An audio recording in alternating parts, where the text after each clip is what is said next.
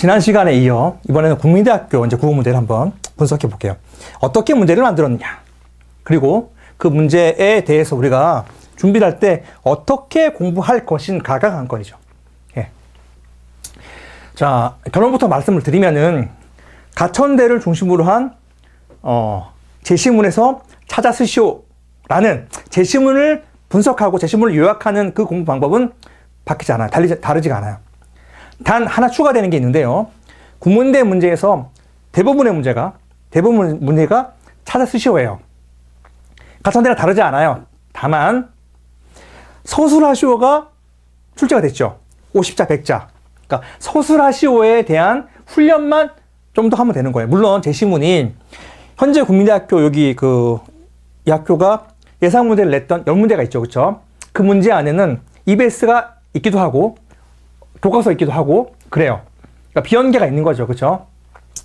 자, 그렇다고 해가지고 EBS 제시문이 오면 좀 더 수월하긴 하겠지만 자, 제시문이 비연계라도 우리의 공부 방향은 다르지 않다라는 겁니다. 독해는 똑같은 독해예요. 자, 무슨 말인지 한번 설명해 드릴게요. 첫 번째 문제가 이제 엄매라고 적어놨는데요. 사실은 국민대학교가 이제 출제하는 과목으로 세 과목을 얘기했어요. 첫 번째는 고1 국어, 두 번째는 독서, 세 번째는 문학이에요. 독서랑 문학이 출제가 되는데 독서랑 문학은 당연히 요거는 이제 올해 EBS 수능 특강 수능 완성해서 출제가 될 것으로 보입니다. 이제 그런데 물론 비연계가 있었기 때문에 비연계가 나오겠죠. 하지만 국민대 문제를 보니까 첫 번째 문제 때문에 똑같아요. 다른 학교도 다 동일하게 고1 국어, 고1 문법이라는 말을 써요. 그러니까 고1 국어는 결국은 고1 때 배우는 이제 사실 엄매라기보다는 문법이죠. 그렇죠? 그걸 내기 위해서 이제 만들어 놓은 그러한 출제 범위인데요. 국민대는 일단은 화작이 안 나오죠. 자, 엄매가 하나가 나옵니다. 그러니까 고1 문법이 나와요. 자, 다시 한번 주장하지만 고1 문법이에요. 무슨 말이냐면은 이거를 문법적인 지식을 가지고 문제를 풀 수 있는 그 문법적 지식은 상당히 작다. 엄매만큼 많지 않다. 자, 무슨 말이냐면 자, 이거를 한번 제가 한번 볼게요. 자, 여기서 제시문은 상당히 심플합니다. 선생님이 이거 한 문제만 조금 풀어주는 건 아니고 이제 문제 출제 원리만 말씀 제가 드리려고 조금 자세히 설명할게요. 자, 동사는 목적어를 필요로 하느냐에 따라 자, 첫 번째 분류예요. 첫 번째 분류. 뭐에 따라? 목적어가 들어가느냐가 이제 첫 번째 분류죠. 그쵸? 뭐와? 자동사와 타동사가 나온다. 자, 여러분들이 이제 구조도를 만들어서 문제를 푸는 건 항상 제가 주장했잖아요. 자, 그러면은 동사의 분류 1 이렇게 적어 놓으시는 거야. 뭐에 따라? 목적어. 글씨가 너무 안 써지네. 목적어 따라가지고 뭐로? 자동사와 타동사. 동사 쓸 필요 없죠. 적어놔.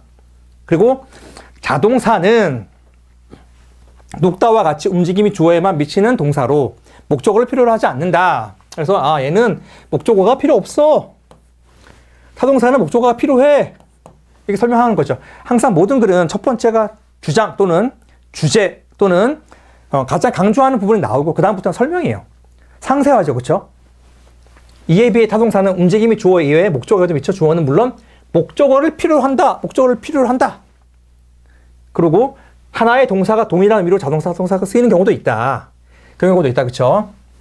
가령 그치다는 울음소리가 그치다에서는 자동사로 쓰이는 반면 아이가 울음을 그치다에서는 타동사로 쓰인다. 이런 경우도 있다라는 거죠. 자, 됐죠? 그래서 목적어의 분류에 따라 가지고 어떤 경우는 자동사도 되고 타동사 되는 경우도 있다. 이렇게 이제 말 그대로 동사의 분류 첫 번째를 설명한 거예요. 이게 구조도예요, 여러분. 자, 두 번째 동사의 분류는 뭐에 따라? 행동의 자발성 여부에 따라. 자, 행동의 자발성 여부에 따라. 이런 것들 여러분들이 표기하거나 약술형 논술은 가능하면 써놓는 게 좋아. 그래서 자, 요거를 이제 일단은 여러분들은 적고 선생님은 일단 지울게요. 지우고 동사의 분류 이번에 이제 분류 2가 되는 거죠. 분류 2 해가지고 적어. 뭐에 따라 가지고 자발성이 뭐야? 자, 행동의 자발성이라는 두 번째 기준이 나오죠. 여기 따라가지고 첫 번째, 주어가 자발적으로 움직임을 하는 경우 등동사 자발성 오케이. 그 다음에 주어 나타낸 대상이 남에게 움직임을 당하는 의미. 자, 피동사는 자발성이 없어. 만약에 여러분들이 상식이 없어도 독해만으로도 이 문제를 풀 수 있다는 겁니다. 그러니까 국민대학교 엄매, 국민대학교 문법 문제는 여러분들의 독해력을 테스트하는 시험이에요. 독해력, 결국은 구조도를 만드는 거죠. 그렇죠? 쭉 해서 이제 예를 드는 거죠. 당연히 설명하고 예를 들어주죠. 예를 들어.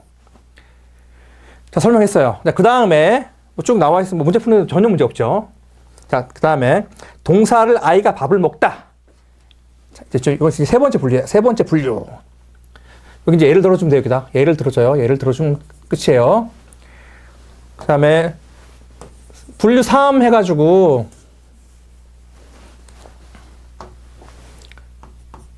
분류 3 해서 이제 뭐가 나오냐면은 아이가 밥을 먹다. 자, 먹다처럼 주체가 직접 행동하는 의미를 나타내는 자. 주체가 누구냐? 주체가 누구냐에 따라 가지고 나오는 거야.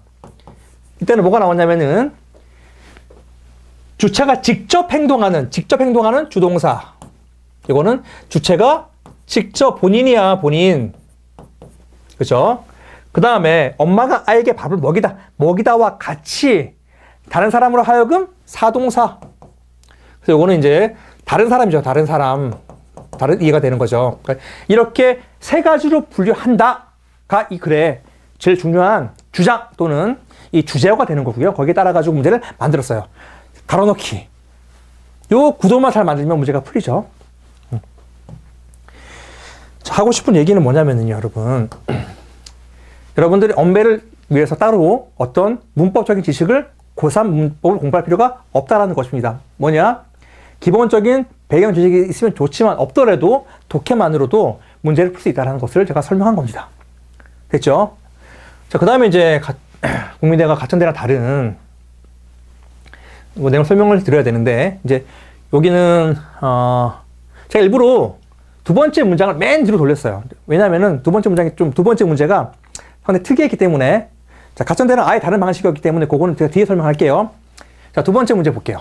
두 번째 문제는, 자, 이거는 작년도 EBS 014라는 거는 제가 번호를 매긴 거예요. 그러니까 수능 특강에 나와 있는 14번째 제시문이에요. 요게 제시문이 이렇게 나와 있고, 두 번째는 뭐냐면 나의 새로운 제시문을 일부만 적었어요. 자, 이렇게 복합 지문을 많이 만드는데 복합 지문도 좀 이렇게 다른 데랑 다르게 좀 짧게 만든다는 특징이에요. 만들었죠. 그리고 나서 문제를 봅시다. 문제 보면 가를 읽은 학생이 그 내용을 정리한 글이다. A, B에 들어갈 단어를 가에서 각각 찾아 쓰시오. 됐죠? 가천대식 동일합니다. 찾아 쓰시오는 채점이 명확해요. 그래서 삼국사기를 편찬할 때는 형식적으로 어떻게 편찬했고, 그 다음에 내용적으로. 그러면 결국은 김부식이 삼국사기를 편찬하는 두 가지 방향, 하나는 형식, 하나는 내용에 대해서 글을 읽으면 되는 거잖아요. 구조화 시키면 되는 거예요. 김부식의 삼국사기 주 내용을 구조화시키면서 얘가 어떻게 썼느냐, 이분이 어떻게 썼느냐, 형식과 내용이라는 부분으로 여러분들이 바꾸면 되는 거죠. 그렇죠? 이렇게 분류하면 되는 거예요. 자, 그리고 이 두 번째 문제는 뭐였냐면은 김부식이 고문체를 통해 추구한 것과 유사한 단어, 단어 3개를 찾아 쓰는 거예요. 똑같죠? 여기 안에 있어야 돼. 무조건 있어야 돼요. 김부식이 고문체를 통해 추구한 것이 뭔지를 찾아야죠. 여러분들은 고문체를 통해 추구하는 것이 뭔지를 찾은 다음에 이걸 읽으면 되는 거예요. 표시하면 되는 거야. 찾아 쓰시오. 이게 됐죠? 이거는 가천대식이죠. 가천대식. 자, 세 번째 문제가 이제 설명하시오. 그죠? 설명하시오가 나와요. 설명하시오. 말 그대로 서술하시오가 나왔다란 말이에요. 그러니까 서술하시오를 어떻게 접근할 것인가를 제가 이제 설명하려고 이렇게 문제를 보여드렸어요. 그죠? 한번 읽어봅시다. 이 글 나는 언어학적 관점에서 중의성을 설명한 글이다. 나를 참조하여 위에 보기에 김소월의 시 산유화에 나오는 산유화라는 시가 여기 나왔죠. 저만치가 갖고 있는 시어. 자, 시어. 항상 문학에서 나오는, 주장하세요, 항상. 문학에서는 제일 많이 나오는 게, 시 같은 경우는 표현상의 특징이 제일 많이 나오죠. 표현상의 특징. 그 다음에 시어, 소재, 화자의 태도. 뭐 이런 등등이잖아요. 시어가 나왔어요, 시어. 시어를 이제 보라는 건데, 키워드는 뭐냐면, 저만치라는 시어가 지닌 다의성이에요, 다의성. 다의성이 과연, 무엇인지를 설명하는 거예요. 저만치가 어떠한 다의성을 갖느냐. 그럼 이 다의성에 대한 얘기를 분명히 위에서 찾아야 되는 겁니다. 그쵸? 어디서? 제시문에서. 제시문에서 이게 나왔죠. 중의성. 자, 중의성이라는 의미가 여러 가지 걸 말하는 거죠. 다의성과 동일한 말이에요. 중의성은 어떤 표현이 둘 이상의 의미로 해석되는 특성을 말한다. 됐죠? 중의성 2개, 다의성 2개 이상. 2개 이상이면 뭐 3개가 될 수도 있고 4개가 될 수 있는 거죠. 그러니까 여러분들이 이 중의성의 의미에 맞게끔 이제 기술하면 되는 건데, 예를 들었잖아. 문장에서 중의성이 생기는 원인으로 대표적인 3가지 경우. 자, 3가지 경우네, 3가지. 그럼 여러분들이 3가지를 써야 되는 겁니다. 그럼 다의성이 되는 거죠. 첫째, 문장에서 동음 이어와 다이어가 사용될 때 중의성이 생길 수 있다. 자, 됐죠? 동임 의어, 다이어. 예컨대 우리 이제 이 길을 함께 걸을까요? 와 같은 문장에서 길은 물리적인 길을 의미할 수도 있지만 추상적으로 삶의 목적이나 방향 뜻을 지닐 수 있다. 됐죠? 됐죠? 뭐 물리적인 길. 됐죠? 두 번째, 이게 물리적인 길이기도 하지만은 추상적으로는 삶의 목적, 방향과 같은 추상적인 의미가 있다는 거죠. 이게 이제 중의성이라는 뜻이죠. 그럼 요거를 가지고 이제 말 그대로 기술하는 거예요. 기술은 여러분들이 알고 있는 배경 지식으로 하는 게 절대 아니에요.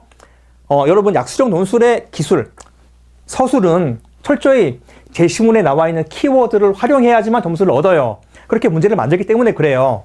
볼까요? 이거는 죄송한데 시간이 없는 관계로 지금은 문제를 푸는 시간이 아니고 어떻게 문제를 만드는지를 보여주는 시간이다 보니까 문제를 풀지 않겠습니다.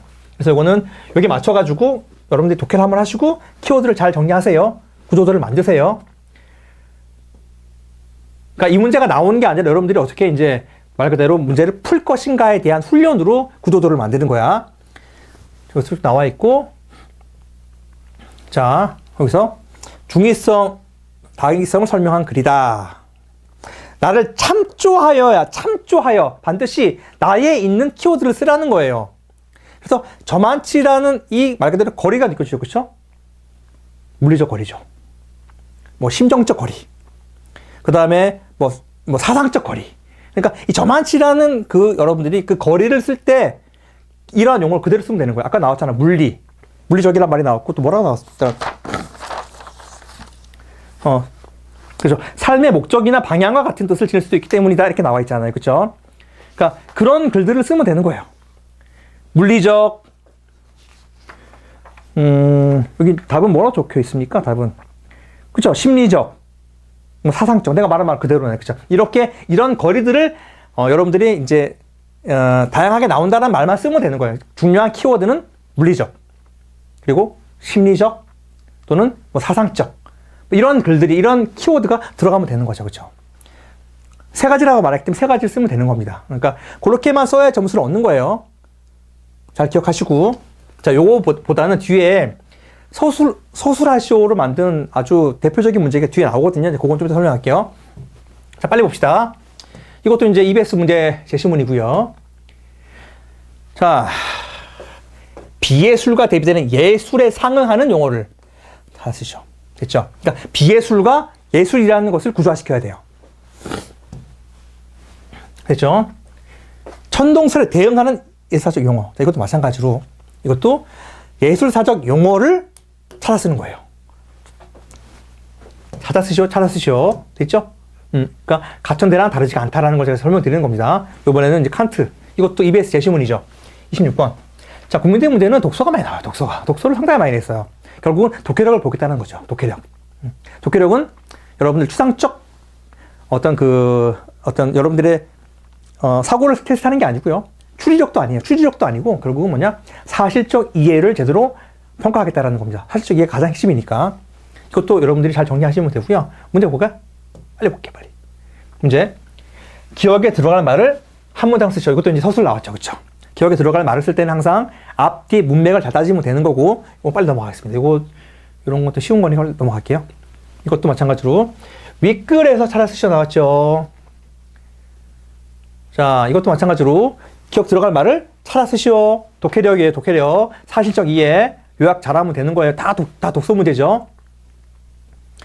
지금 얘가 적은 건 뭐냐면은 EBS 문제를 한번 가져와 봤어요. 어떻게 이제 얘네들이 연계했는지를 설명하려고. 근데 굳이 그걸 내가 보여주지 않아도, 사실적 이해를 바탕으로 구도도를 잘 맞으면 풀린다는 것을 제가 드리고, 자, 지금 제가 하고 싶은 얘기는 이제 마지막 이 부분인데요. 자, 비연계 나왔죠. 비연계 나왔습니다. 문학도 몇 개 나왔죠. 이렇게. 다 찾아 쓰는 거죠. 찾아 쓰는 걸로 다 나왔습니다. 이것도 마찬가지로 문학이긴 한데, 자, 찾아 쓰는 거죠. 찾아 쓰는 거 나왔어요. 찾아 쓰는 거. 자, 이게 가장 어려웠죠. 이 문제가 가장 어려웠어요. 왜냐하면은 이건 아예 뜬금없는 제시문. 이거는 EBS 제시문이 아니라 교과서에 나와 있는 거거든요. 교과서 제시문을 가져와서 이거는 서술하쇼. 근데 이 문제만 잘 정리하고 마칠게요. 50장이대로. 그 다음에 100장이대로. 니은에 들어갈 말, 티귿에 들어갈 말. 그러니까 작자가 쓴 글을 우리가 말 그대로 추론하는 거예요. 그러니까 요거는 추론 능력인데, 추론 능력이지만 이 추론 능력에 대해서 접근하는 방식만 제대로 공부하면 문제 푸는 데는 크게 어렵지 않다는 것을 제가 설명드리려고 합니다. 자, 여기 보면은 이제 가예에 보면은 여기 이제 이거 설명합시다. 이거는 가가 억겁의 시간 가운데 지금 이 순간 어쩌면 이미 오래전 티끌로 사라져 버렸을지도 모를 그 별과 지금 이 순간 내가 만나고 있는 것이다. 이것이 기억이야. 기억을 참조하여. 자, 보세요.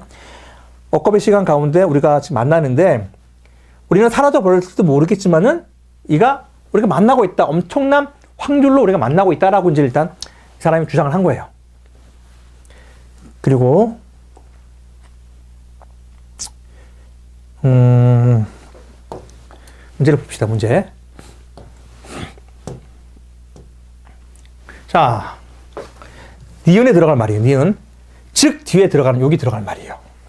이게 무슨 말인지 봅시다. 즉.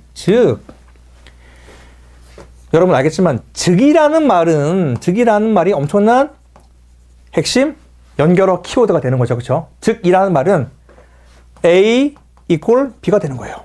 그러니까 A 즉 B. 그죠? A equal B. 결국은 이 즉이라는 말에 해당되는 뒤에 문장은 반드시 앞 문장에 가장 결정적인 힌트가 있다.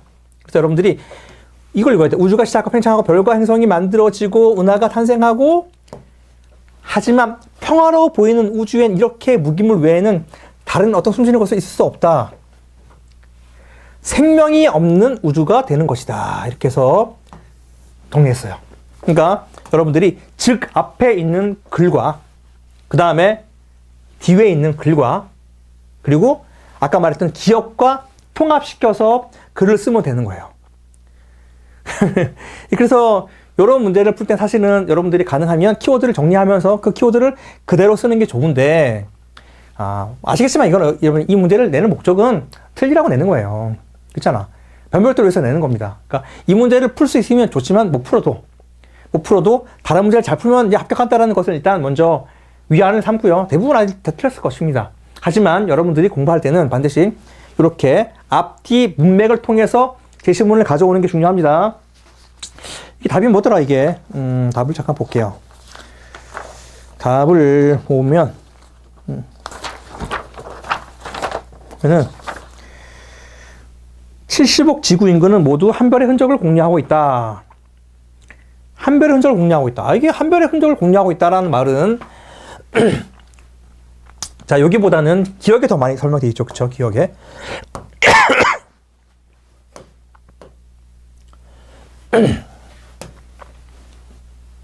그렇죠?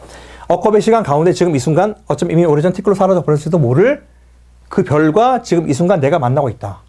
그렇죠? 만나고 있다. 그래서 얘가 뭐라고 적었냐면은 한 별의 흔적, 한 별의 흔적이라는 표현을 썼어요. 그렇죠? 참 어렵죠. 그렇죠? 그래서 이건 어렵기 때문에 억겁의 시간에서 나와 너가 아니면 다른 이가 만나고 있다. 엄청난 확률로 만나고 있다. 이런 식의 표현을 쓰면 되는 겁니다. 그죠? 한 별의 흔적을 공유하고 있다.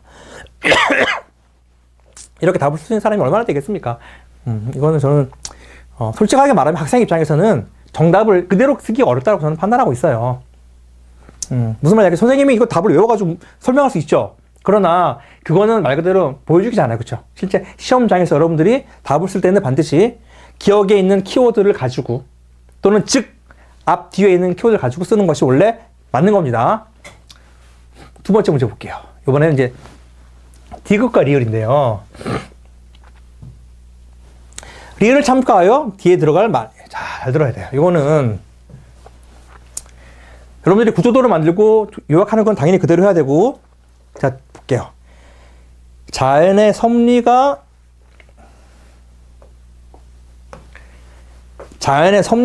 인간 사회와 닮은 예 가운데 예시. 여기는 예시가 들어가겠구나. 예시를 여러분들이 유추해야 돼요. 예시를 유추해야 됩니다. 그리고 내용들 읽어봐야 되는데 이 내용에는 여기 들어갈 예시가 없어.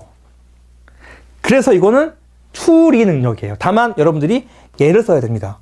알겠죠? 주장을 쓰면 안 돼요. 설명을 쓰면 안 돼요. 반드시 예를 써야 돼. 예시를 써야 돼요. 자, 인간의 섭리와 자연 섭리가 닮은 것에 대한 예시를 쓰는 건데요. 답을 한번 볼게요. 또 사람이 영향을 주고 이런 거겠죠. 그쵸? 자, 뭐라고 썼습니까? 그러니까 제가 말하고 싶은 얘기는 답을 객관적으로 할 수 있는 답이 없다라는 것을 설명하려고 좀 하는 거예요.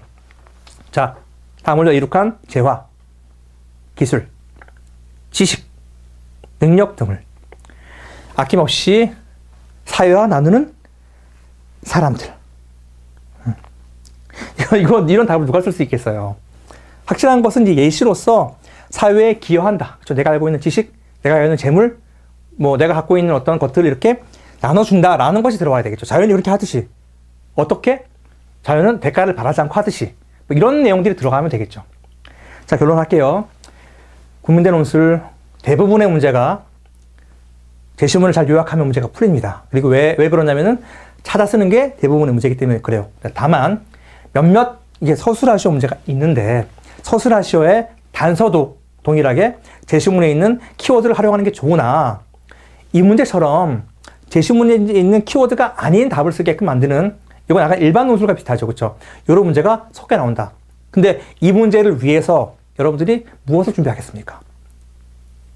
결국은 문제가 어떻게 구성되어 있고 어디서 힌트를 찾는 것만, 힌트가 어디에 있는 것만 가져와야 된다는 것을 기억하십시오. 아까 봤지만 즉이란 말은 앞뒤 글, 기억 참조, 그 다음에 이거 보면 예를 적어주는 것. 이런 식의 정도만 잘 여러분들이 잘 버무려가지고 문제를 풀면은 점수를 얻을 수가 있을 거예요. 이건 사실 어떻게 점수를 줄 것인가에 대한 부분들을 설명을 하지만 알겠지만 여러분 논술이라는 것은 철저하게 주관적 평가예요. 주관적 평가예요. 그리고 여러분들이 쓴 이 답에 대해서 점수를 그 누구도 알 수가 없어요. 채점한 사람만 알아요. 학교만 알아요. 그러니까 여러분들이 그냥 점수가 아니라 합격, 불합격만 확인이 가능합니다. 자, 따라서 가천대 논술 준비와 다르지 않는 방식으로 공부하되 철저하게 여러분 구조도를 만들고 서술하시오 문제가 나왔을 때는 앞뒤 문맥만 잘 찾아가지고 가능하면 거기 있는 키워드를 잘 활용하는 훈련을 하시면 된다는 거고요. 저희 아레나 교재는 최대한 국민대가 만든 방식 그대로 따라 했습니다. 왜냐하면 첫 해기 때문에 아마도 국민대도 이제 보여준 게 있기 때문에 그렇게 낼 것이라는 것을 저희가 알기 때문에 이렇게 만들었고요. 자세한 풀이는 하지 않겠습니다.